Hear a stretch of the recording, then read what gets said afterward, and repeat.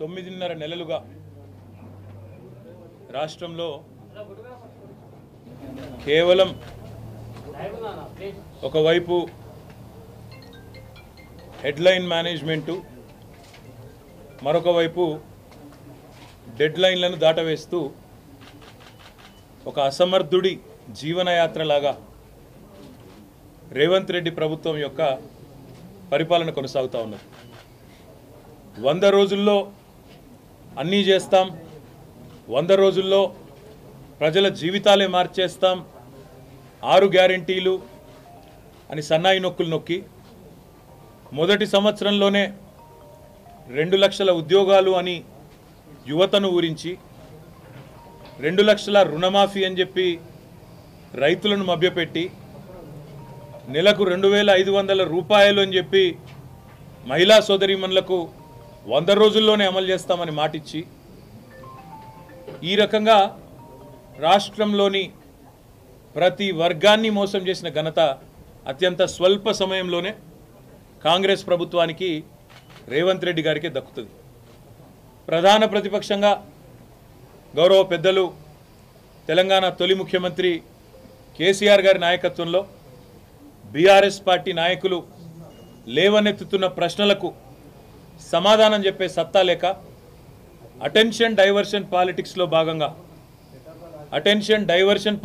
భాగంగా ఇవాళ ఒక్కొక్కటిగా రేవంత్ రెడ్డి ఆయన తొత్తులు చిల్లర ఎత్తుగడలేస్తూ చిల్లర మాటలు మాట్లాడుతూ బజారు మాటలు మాట్లాడుతూ రాజకీయాలను దిగజార్చి రాజకీయ నాయకులంటేనే ప్రజల్లో ఒక రకమైన అసహ్యం కలిగే విధంగా ఇవాళ చండాలంగా ప్రవర్తిస్తూ ఉన్నారు. ముఖ్యంగా ఆయన చేస్తున్న కార్యక్రమాలు కూడా ఇవాళ చాలా విచిత్రమైన పరిస్థితి రాష్ట్రంలో నెలకొని ఉన్నది. 10 మంది బీఆర్ఎస్ ఎమ్మెల్యేలకు ఆయనే స్వయంగా కండువా కప్తాడు. వాళ్ళ ఇళ్లకు పోయి బతిమలాడి కాళ్ళు మొక్కి సామదాన భేద దండోపాయాలు ప్రయోగించి ఒక్కొక్కరిని ఒక్కో రకంగా ప్రలోభ పెట్టి ఆయననే కండువాలు కప్తాడు. ఇంటింటికి పోతాడు. ఆయననే ముఖ్యమంత్రి స్వయంగా ఎమ్మెల్యేల ఇళ్ల చుట్టూ తిరిగి కాళ్ళు వేలు పట్టుకొని మొత్తానికి కండువాలు కప్తాడు. అవన్నీ మళ్ళీ వాళ్ళ సోషల్ మీడియాలో, వాళ్ళ పేపర్లల్లో, వాళ్ళ ప్రసార మాధ్యమాలల్లో, వాళ్లకు డబ్బా కొట్టే బాకా ఛానళ్ళల్లో అవే ప్రముఖంగా వాళ్ళే రాసుకుంటారు. 10 మంది వేయినరు, అసలు ఎవరు మిగిలారు మీకు అని వాళ్ళే డైలాగులు కొడతారు. మేము గేట్లెత్తితే ఇది, గేట్లెత్తితే అది అని వాళ్ళే ఊకదంపుడు ఉపన్యాసాలు ముఖ్యమంత్రితో సహా ఆయన ప్రభుత్వంలోని మంత్రులు, కాంగ్రెస్ నాయకులు తెల్లారు లేస్తే పుంకాలుగా ప్రకటనలు.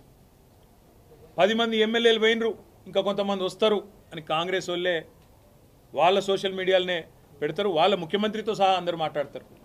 కానీ మళ్ళీ నిన్న మొన్న స్వరం మార్చి హైకోర్టు తీర్పు తర్వాత స్పీకర్ గారు నిర్ణయం తీసుకోవాలి, ఖచ్చితంగా ఈ 10 మంది శాసనసభ్యులు కూడా వీళ్ళకి ఫిరాయింపు వేటు తప్పదు, ఫిరాయింపు నిరోధక చట్టం కింద అని చెప్పి అర్థమైన తర్వాత గడగడ వణికిపోయి కొత్త డ్రామాకు శ్రీకారం చుట్టినారు. ఏం జరిగింది అసలు రాష్ట్రంలో?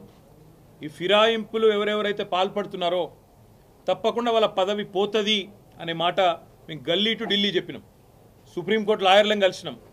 సుప్రీంకోర్టు ఇచ్చిన తీర్పులు ఉటంకిస్తూ స్పష్టంగా చెప్పినాం, స్పీకర్ గారు మీరు తప్పు చేస్తున్నారు, మీ దగ్గరికి ఒక ఫిర్యాదు వచ్చిన తర్వాత, డిస్క్వాలిఫికేషన్ పిటిషన్ వచ్చిన తర్వాత మీరు వెంటనే చర్య తీసుకోవాలా, ఎందుకంటే 3 నెలల లోపల నిర్ణయం తీసుకోవాలని చెప్పి సుప్రీంకోర్టు తీర్పు ఉన్నది, నిర్ణయం తీసుకోండి అని చెప్పి మేము అడిగినాం.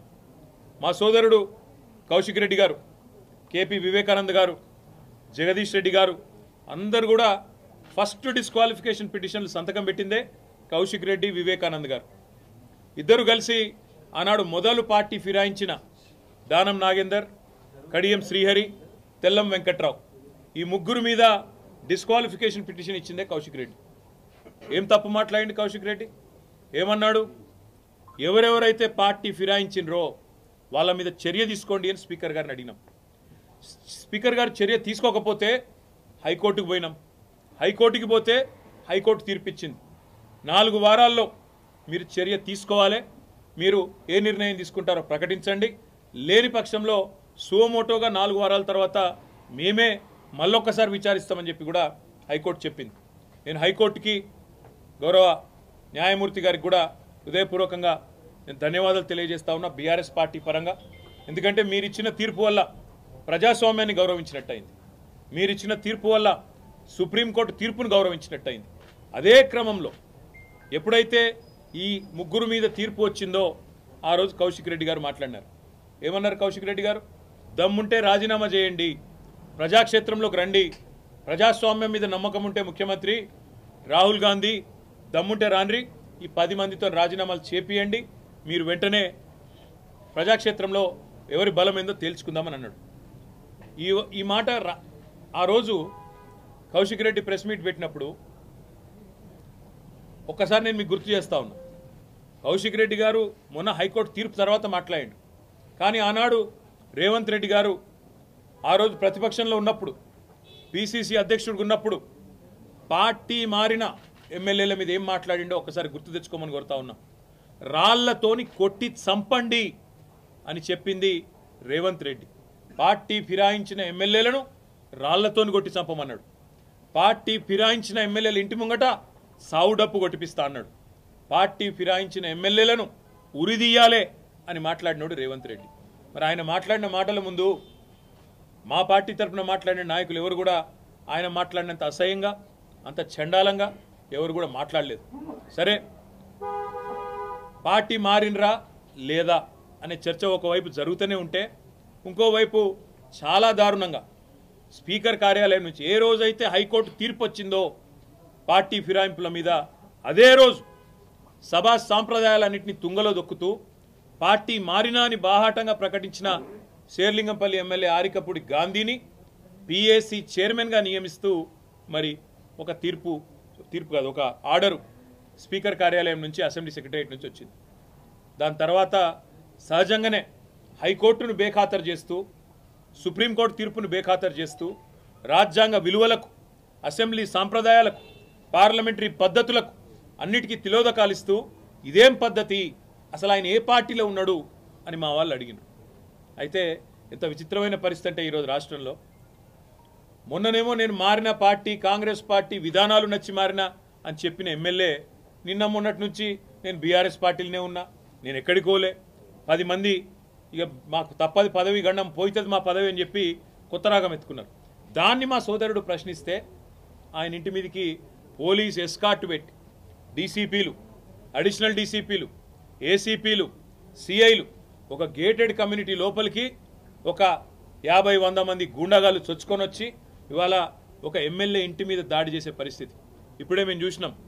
ఎమ్మెల్యే గారి ఇంటి మీద దాడి చేయడమే కాదు, వారి ఇంట్లో ఉండే పెద్దలు, వారి తల్లిదండ్రులు వచ్చినప్పుడు కానీ లేదా వారి మామగారు వచ్చినప్పుడు కానీ ఉండే ఆ రూమ్ మీద మొత్తం అద్దాలు బలగొట్టిండ్రు. అందులో ఉన్న పెద్దలకు ఏమైనా అయ్యింటే, ఏమైనా జరిగింటే, జరగకూడదు ఏమైనా జరిగింటే ఎవడు బాధ్యుడు? రేవంత్ రెడ్డా, లేకపోతే ఇక్కడ దాడి చేయడానికి వచ్చిన ఆరికపూడి గాంధీ? ఈ రకమైన గూండాగిరి, ఈ రకమైన దౌర్భాగ్యం హైదరాబాద్లో 10 ఏళ్లలో ఎన్నడూ లేదు. ఒక ఎమ్మెల్యే ఇంటి మీదనే దాడి, అది కూడా ఎమ్మెల్యే ఇంటి మీదకి దాడికి వస్తుంటే ఫ్యాక్షన్ సినిమాల్లో చూపెట్టినట్టు కార్లకి వెళ్ళి బయటికి వెళ్ళాడుకుంటా 20 బండ్లు పెట్టుకొని లైవ్ పెట్టుకుంటా ఆడికెళ్ళి ఈడి దాకా పోలీస్ ఎస్కాట్లో వచ్చిరంటే చాతగాని ఒక హోంమంత్రి, చాతగాని ముఖ్యమంత్రి ఈరోజు రాష్ట్రానికి ఉండడం వల్లనే ఈ దౌర్భాగ్యం దాపురించింది. అసలు రేవంత్ రెడ్డి, నేను అడుగుతా ఉన్నా, నువ్వు ముఖ్యమంత్రివేనా? అసలు నీకు అర్హత ఉందా? ఇవాళ హైదరాబాద్లో నడి వీధిలో ఈ రకమైన గూండాగిరి చేస్తే రేపు జరగకూడదు ఏమైనా జరిగితే ఎవడు బాధ్యుడు? నువ్వా, నీ ప్రభుత్వమా, నీ డీజీపా, ఎవరు తీసుకుంటారని నేను అడుగుతా ఉన్నా. ఇంత దుర్మార్గమా? నీకు కనీసం హైదరాబాద్లో లా అండ్ ఆర్డర్ కంట్రోల్ చేసే ముఖం లేదు. పేపర్లు రాస్తున్నాయి, మన ఆంధ్రజ్యోతి రాసింది 30 రోజుల్లో 28 మర్డర్లు. ఈనాడు రాస్తుంది ఈ నగరానికి ఏమైంది అని. అదేమి చేతగాదు చేసేది. హోంమంత్రి ఉన్నాడో లేడో ఎవరికి తెలియదు, ముఖ్యమంత్రి ఎక్కడున్నాడో ఎవరికి తెలియదు. ఢిల్లీకి ఎక్కే విమానం దిగే విమానం అన్నట్టు 22 సార్లు ఎక్కడూ దిగుడు తప్ప పీకిందేమీ లేదు. కనీసం హైదరాబాద్లో శాంతి భద్రతలను కంట్రోల్ చేయలేని దౌర్భాగ్యపు ముఖ్యమంత్రి ఇవాళ ఒక ఎమ్మెల్యే ఇంటి మీదకి మాత్రం గూండాలను పోలీసులు ఎస్కాటించి పంపిన ఒక దౌర్భాగ్యపు చరిత్రహీన ముఖ్యమంత్రిగా రేవంత్ రెడ్డి మిగిలిపోతాడు. నేను అడుగుతా ఉన్నా మా కౌశిక్ రెడ్డి అడిగిన ప్రశ్ననే, ఏ పార్టీలో ఉన్నావు గాంధీ? అసలు మీ 10 మంది ఎమ్మెల్యేలు ఎవడైతే పార్టీ మారినరో, ఎవరి ఇంటింటికైతే పోయి ముఖ్యమంత్రి అనేటోడు కండువా కప్పిండో, ఫస్ట్ మీరు ఏ పార్టీలో ఉన్నారో చెప్పండి. మీకు ఇప్పటికే స్పీకర్ దగ్గర పిటిషన్లు ఉన్నాయి 10, స్పీకర్ గారు కూడా తేల్చాలా. ఇవన్నీ కాదు, ఇవేమీ లేదు, మేము రైతు రుణమాఫీ మీద అడిగితే, లేదా వరద బాధితుల తరఫున ప్రశ్నిస్తే, లేదా రైతు బంధు ఎప్పుడేస్తావని అడిగితే, మహిళా సోదరిమణులకు 2500 ఎప్పుడు ఇస్తావని అడిగితే, లేదా పెన్షన్లు ఎప్పుడు పెంచుతావని అడిగితే, 100 రోజుల్లో గ్యారంటీలు అమలు చేస్తా అన్న సన్నాసి ఎక్కడ తెచ్చిండు ముఖ్యమంత్రి అని అడిగితే తట్టుకోలేక హెడ్లైన్ మేనేజ్మెంట్ కోసం, అటెన్షన్ డైవర్షన్ కోసం ఒక దిక్కు హైడ్రా అని హైడ్రామా, ఇంకో దిక్కు ఈ రకంగా ఎమ్మెల్యేల ఇంటి మీదకే గూండాలను పంపడం అంటే దీనికంటే సిగ్గుచేటు ఇంకొకటి ఉండదు. తప్పకుండా నేను రేవంత్ రెడ్డిని అంటా ఉన్నా, చరిత్రలో నీలాంటి పనికిమాలిన ముఖ్యమంత్రులు, నీలాంటి తలమాసిన ముఖ్యమంత్రులు మస్తుగా వచ్చిండ్రు, మస్తుగా పోయినరు. పెద్ద పెద్దోళ్ళతోనే కొట్లాడినాం, చంద్రబాబుతో కొట్లాడినాం, రాజశేఖర రెడ్డితో కొట్లాడినాం, కిరణ్ కుమార్ రెడ్డితోని, రోషయ్య గారితో ఎంతోమందితో తలపడ్డాం. నువ్వు వాళ్ళందరికంటే కూడా చాలా చిన్నోడు, చిట్టినాయుడు, నువ్వు చాలా చిన్నోడవు. నేను మా దగ్గర మా భాషలో చెప్పాలంటే హైదరాబాద్లో బుల్లబ్బాయి అంటారు నీలాంటి. ఇలాంటి బుల్లబ్బాయిలు చిట్టినాయుడులో చాలా మందిని చూసినాం. ఏం ఫరక్ పడేది కూడా ఏం లేదు, ఏం ఇంటికి కూడా వీకలేవు. కానీ ఏదో పైశాచిక ఆనందం, 4 రోజులు ముఖ్యమంత్రి పదవిలో కూర్చున్నా, నేనేందో పెద్దోడిని అయిపోయినా అనేదో ఎగిరిగిరి పడతా ఉన్నావు. రేవంత్ రెడ్డి గారు అధికారం ఎవరికి శాశ్వతం కాదు. నువ్వు ఒక దుష్ట సాంప్రదాయానికి తెరలేపుతా ఉన్నావు. ఇది తప్పకుండా నిన్ను దహిస్తుంది, నిన్ను వెంటాడుతుంది. రేపు నువ్వు పదవిలోకి వెళ్ళి దిగిపోయినాక తప్పకుండా నువ్వు ఈరోజు ఏదైతే దుష్ట సాంప్రదాయాలు నెలకొల్పుతున్నావో ఇవన్నీ నీకే చుట్టుకుంటాయనే మాట కూడా నేను వారిని హెచ్చరిస్తా ఉన్నా. తప్పకుండా ఈ 10 మంది మీద వేటు వేయాల్సిందే. అదేవిధంగా కౌశిక్ రెడ్డి గారి ఇంటి దాకా గూండాలను తీసుకొచ్చిన పోలీసు వాళ్ళు ఎవరైతున్నారో వాళ్ళని కూడా వదిలిపెట్టాం. తప్పకుండా అవసరమైతే కోర్టు ద్వారా పోరాడతాం, అవసరమైతే న్యాయపరమైన ప్రయత్నము చేస్తాం. డీజీపీ గారు కనుక స్పందించి ఇక్కడ ఏసీపీ సిఐ ఎవరైతే దగ్గర ఉండి మరి గూండాలను తీసుకొచ్చి గేటెడ్ కమ్యూనిటీ లోపలికి తీసుకొచ్చి ఎమ్మెల్యే ఇంటి మీద దాడి చేయించడానికి అన్ని రకాలుగా ఇక్కడ రంగం సిద్ధం చేసినారో వాళ్ళని తప్పకుండా సస్పెండ్ చేయాలి, వాళ్ళ మీద చర్య తీసుకోవాలని చెప్పి కూడా నేను కోరుతా ఉన్నా. ఒకటి మాత్రం పక్కా, నువ్వెన్ని డైవర్షన్ గేమ్లు ఆడినా, నువ్వెన్ని రకాల హెడ్లైన్ మేనేజ్మెంట్లు చేసినా, నువ్వెన్ని రకాల ప్రయత్నాలు చేసినా నిన్ను మాత్రం బీఆర్ఎస్ పార్టీ వదిలిపెట్టది. 6 గ్యారంటీలు ఏమైనా అని అడుగుతూనే ఉంటాం, రైతు రుణమాఫీ ఎప్పుడు చేస్తామని అడుగుతూనే ఉంటాం. తప్పకుండా రాష్ట్రంలోని పీడిత ప్రజలు, రాష్ట్రంలోని పేద ప్రజల తరఫున మా ఎమ్మెల్యేల ఇండ్ల మీద దాడి చేసినా మా ఎమ్మెల్యేలు కూడా మేము భయపడం, తప్పకుండా నేను నిలదీస్తూనే ఉంటామని చెప్పి కూడా చెబుతూ ఇవాళ మా తమ్ముడికి సంఘీభావం చెప్పడానికి ఇక్కడ దాకా వచ్చినాం అందరం కూడా. తప్పకుండా భవిష్యత్తులో కూడా ఏ ఒక్క నాయకుడు, ఏ ఒక్క కార్యకర్త మీద ఎక్కడ ఇలాంటి సంఘటన జరిగినా అందరం కూడా అందుబాటులో ఉంటాం, అందరం కూడా తప్పకుండా తరలి వస్తామని చెప్పి కూడా తెలియజేస్తూ, మొన్న ఇక్కడికి వచ్చిన హరీష్ రావు గారిని, మా గౌరవ సీనియర్ శాసనసభ్యులందరినీ కూడా తలకొండపల్లికి తీసుకుపోయి, ఇంకెక్కడెక్కడికో తీసుకుపోయి అష్టదిగ్బంధం చేసి ఎక్కడెక్కడికో తీసుకుపోదాం అనుకుంటే ఎక్కడికక్కడ ప్రజలు స్వచ్ఛందంగా వేలాదిగా ముఖ్యమంత్రి సొంత జిల్లాలోనే ప్రభుత్వానికి చుక్కలు చూపెట్టినారు. వేల మంది రోడ్ల మీదకి వచ్చినారు. అర్ధరాత్రి కూడా 10:30, 11 దాకా వేలాది మంది రోడ్ల మీదకి వచ్చి ఆ రోజు తలకొండపల్లి పోలీస్ స్టేషన్ కావచ్చు, లేదా కేశంపేట పోలీస్ స్టేషన్ కావచ్చు, ఎక్కడికక్కడ ఎదురు తిరిగి ఈ ప్రభుత్వానికి పాలమూరు పౌరుషం చూపెట్టినందుకు వారికి, అదేవిధంగా నిన్న ఒక్క అరికపూడి గాంధీని హౌస్ అరెస్ట్ చేస్తే పోతున్నాయి కదా, దానికోసం నిన్న మొత్తం రాష్ట్రంలో వేలాది మంది బీఆర్ఎస్ కార్యకర్తలను హౌస్ అరెస్ట్ చేశారు. కానీ గాంధీకేమో ముంగట పోలీస్ ఎస్కాట్లు, మంచిగా బ్రహ్మాండంగా ఏసీపీలు, డీసీపీలు దగ్గర ఉండి గూండాలను తీసుకొచ్చి ఇక్కడ దాడి చేపించిండ్రు. అక్కడ మాత్రం మొత్తం రాష్ట్రంలో వేలాది మంది మా కార్యకర్తలను, నాయకులను హౌస్ అరెస్ట్ చేయడం జరిగింది. ఇది ఏ రకంగా మంచిదో రాష్ట్ర ప్రజలు కూడా ఆలోచించాలని చెప్పి కోరుతూ, ఈ హింసాయుతమైన పద్ధతులు 10 ఏళ్లలో తెలంగాణలో ఎన్నడూ తెలంగాణలో ప్రాంతీయం, మన రాష్ట్రం ఏర్పడిన తర్వాత ప్రాంతీయ భాష పేరు మీద కానీ, ప్రాంతీయ తత్వం పేరు మీద కానీ ఆంధ్ర తెలంగాణ పంచాయతీలు కానీ ఎక్కడ జరగలేదు. 10 ఏళ్ల మా ఆచరణనే దానికి సాక్ష్యం. మేము చెప్పినాం, తెలంగాణ వచ్చిన తర్వాత ఈ పంచాయతీలకు మనకు టైం ఉండదు, అభివృద్ధి సంక్షేమం దాని మీదే ఉంటామని చెప్పినాం, అట్లే నడిపినాం. కానీ ఇలా హైదరాబాద్లో ఈ పనికిమాలిన ముఖ్యమంత్రి నాయకత్వంలో కొత్తగా ప్రాంతీయ తత్వాన్ని కూడా రెచ్చగొట్టే విధంగా చిల్లరమల్లర ప్రయత్నాలు చేస్తూ ఉన్నారు. ఇవేవి చెల్లవు రేవంత్ రెడ్డి. నువ్వెన్ని రకాల డైవర్షన్ గేమ్లు ఆడినా నిన్ను వదిలిపెట్టాం. 6 గ్యారంటీల అమలు మీద పట్టు పడతాం. ప్రధాన ప్రతిపక్షంగా నీ పార్టీ సంగతి కూడా తప్పకుండా ప్రజాక్షేత్రంలోనే చెప్తామని చెప్పి నేను తెలియజేస్తాను. Thank you.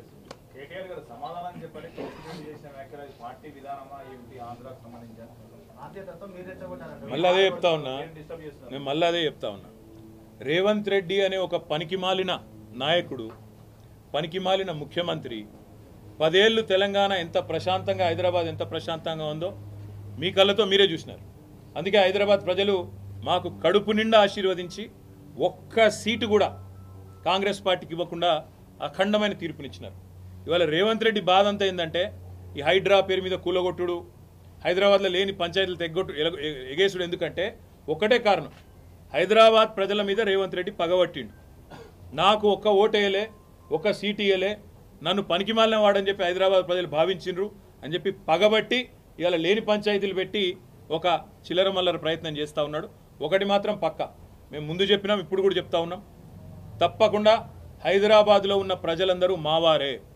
కేసీఆర్ గారు ఈనాడు కాదు, తెలంగాణ రాకముందు చెప్పిండ్రు, తెలంగాణ వచ్చినాక చెప్పినారు. ఇక్కడ ఏ ప్రాంతీయ తత్వం కానీ ప్రాంతీయ ద్వేషం కానీ టీఆర్ఎస్ 10 ఏళ్ళు అధికారంలో ఉంటే ఎన్నడూ ఒక చిన్న సంఘటన, ఒక చిన్న ఎఫ్ఐఆర్ కానీ, ఒక చిన్న దాడి కానీ, ఒక చిన్న ఘటన కూడా జరగలేదు ప్రాంతీయ తత్వం మీద. ఇప్పుడు కూడా ఉండదు, ఉండబోదు. తప్పకుండా మరి గాంధీ చేసిన వ్యాఖ్యలు కూడా ఒకసారి పరిశీలించాలని నేను కోరుతా ఉన్నా. కౌశిక్ రెడ్డి మీద నోటికొచ్చినట్టు బూతులు మాట్లాడడం, నోటికొచ్చినట్టు కౌశిక్ రెడ్డి గారి కుటుంబాన్ని తిట్టడం, బజారు భాష మాట్లాడడం, ఇదేనా రేవంత్ రెడ్డి నేర్పుతున్న సంస్కృతి అని చెప్పి కూడా నేను అడుగుతా ఉన్నా. తప్పకుండా మా పార్టీ పరంగా మాత్రం 100% ఈ ప్రభుత్వాన్ని మాత్రం వదిలిపెట్టాం. ప్రజలకు ఇచ్చిన హామీలు తప్పకుండా నెరవేర్చేదాకా ఎంబడబడతాం అనే మాట మళ్ళీ ఒకసారి చెప్తాం. గాంధీ స్టిల్ బీఆర్ఎస్ లోనే ఉన్నా అంటున్నాడు. నేను కావాలా కౌశిక్ రెడ్డి కావాలా తెలుసుకోమంటున్నాను. దీన్ని కామెడీ అంటారు. ఎందుకంటే మీరు అడగడంలోనే కామెడీ. నేను చూసిన ఆయన నేను ఏదో సమావేశం పెడతా, మన్ను పెడతా అంటే విలేకరులే అడుగుతారు, ఏ పార్టీ సమావేశం పెడతావు సార్. ఇప్పుడు కొంతమంది ఎట్లయిపోయారంటే రాజకీయాల్లో కమెడియన్స్ కంటే ఎక్కువ హాస్యాన్ని పండిస్తూ ఉన్నారు. ఆయననే పెట్టుకుంటాడు, నేను చేరిన కాంగ్రెస్లో అదేదో రేవంత్ రెడ్డి ఏదో పీకి పందిరేసిండు, హైదరాబాద్లో ఏదో చేస్తాడు, నేను అందుకే అందులో చూస్తున్నా అన్నాడు. నేను అడుగుతున్నా గాంధీని, నువ్వు మొన్న ఎలక్షన్లో ఏం చెప్పినావు శేర్లింగంపల్లి ఓటర్లకు? 9,500 కోట్ల రూపాయలతో కేసీఆర్ గారు, కేటీఆర్ గారు హైదరాబాద్ అభివృద్ధి చేసిండు, మా శేర్లింగంపల్లి అభివృద్ధి చేసిండు, అందుకే ఓటు అడుగుతున్నా అన్నావు. మరి నేను అడుగుతున్నా గాంధీని, నువ్వే కదా కాంగ్రెస్లో పోయినావు, 9,500 కోట్ల అభివృద్ధి మరి 9.5 ఏళ్లలో జరిగితే అంతకంటే ఒక రూపాయి ఎక్కువనే కావాలి కదా. మరి అభివృద్ధి నువ్వు నీ లెక్క ప్రకారం చేస్తావా? చేసి చూపెడతావా? ఎందుకు చేరినావు అసలు కాంగ్రెస్లో? చేరినవెందుకు?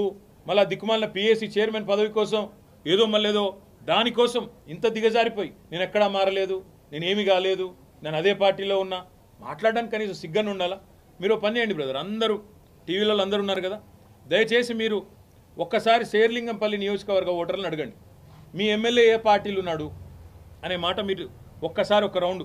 11 డివిజన్లు ఉన్నట్టున్నాయి ఇక్కడ, తలా ఒకటి 10 డివిజన్లు ఉన్నాయి, తలా ఒక డివిజన్ పంచుకోండి, ఆ డివిజన్లోని ఓటర్లను అడగండి, మీరు గెలిపించిన మీ ఎమ్మెల్యే ఎక్కడ ఉన్నాడు, ఏ పార్టీలో ఉన్నాడో అడగండి. దాని ప్రకారం మనం స్పీకర్ గారికి కూడా అదే రిపోర్ట్ మీరు ఇవ్వండి. తద్వారా స్పీకర్ గారికి కూడా చాలా క్లారిటీ వచ్చి కళ్ళు తెరుచుకొని ఆయన తీర్పు జల్దీ తీసుకుంటారని నేను అనుకుంటాను. Thank you.